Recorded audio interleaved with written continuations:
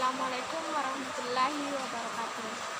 Perkenalkan, nama saya Nurul Pratama, NIM 20600117009, jurusan Pendidikan Fisika, Fakultas Tarbiyah dan Keguruan, UIN Alauddin Makassar. Nah, baiklah, di sini saya akan menjelaskan tentang efek Compton, di mana efek Compton ini sering kita jumpai pada materi fisika modern, khususnya fisika kuantum. Nah, mendengar materi tentang efek Compton ini tentunya tidak terlepas dari efek fotolistrik dan dualisme gelombang partikel.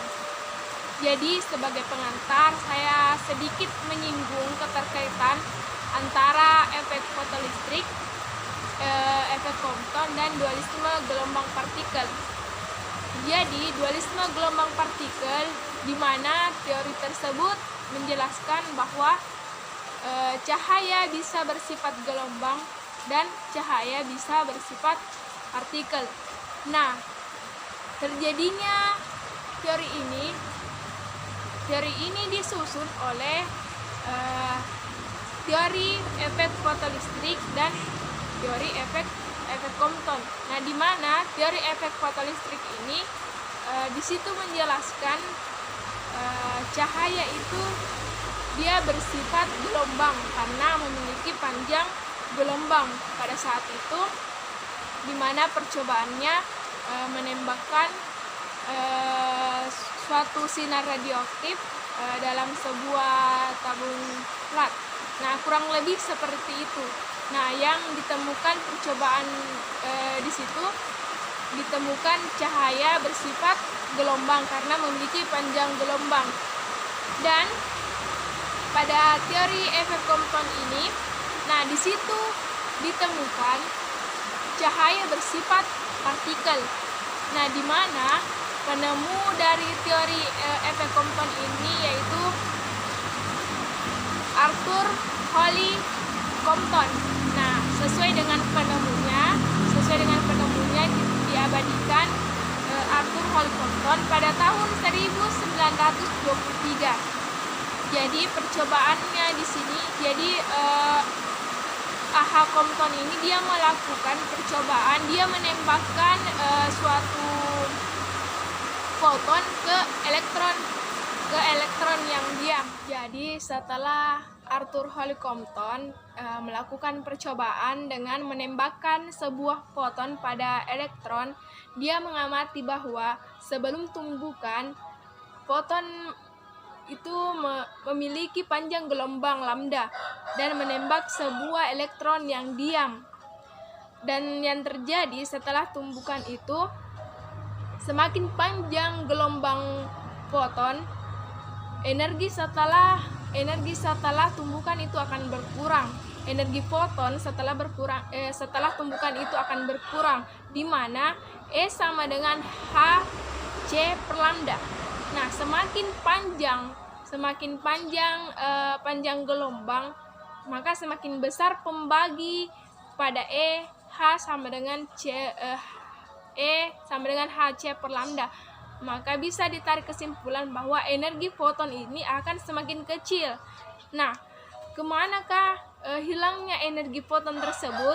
Nah, hilangnya energi foton ini itu karena diserap oleh elektron yang diam, sehingga pada saat setelah tumbukan, elektron yang diam akan mengalami kecepatan. Tujuan pada percobaan efek Compton ini ada dua, yaitu yang pertama untuk mengetahui energi sebelum tumbukan dan energi setelah tumbukan.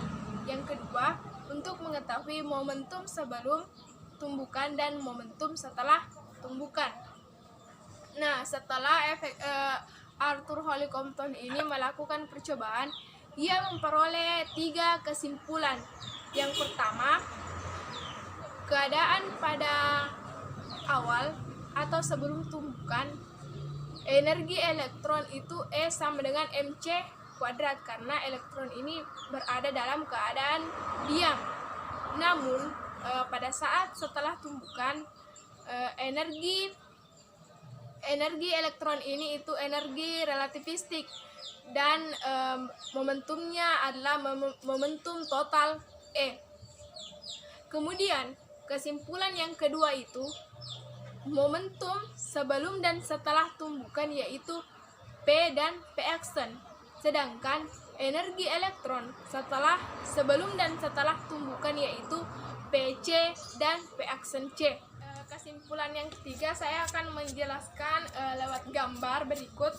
Nah, di sini sebelum kesimpulan ketiga itu sebelum tumbukan sebuah foton dengan panjang gelombang tertentu lambda, dia arahnya horizontal menuju pada elektron yang diam.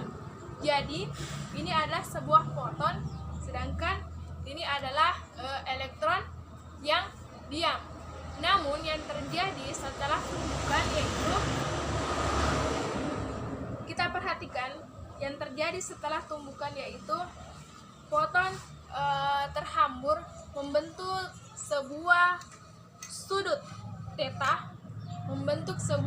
theta, kemudian elektron juga meninggalkan tempatnya, sehingga foton yang terhambur kita sebut sebagai P aksen, momentumnya sebagai P aksen, kemudian elektron PE.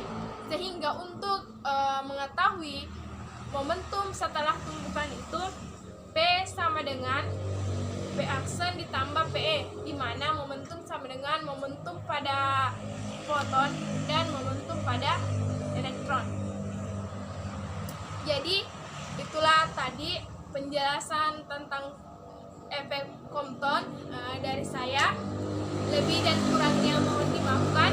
Wassalamualaikum warahmatullahi wabarakatuh.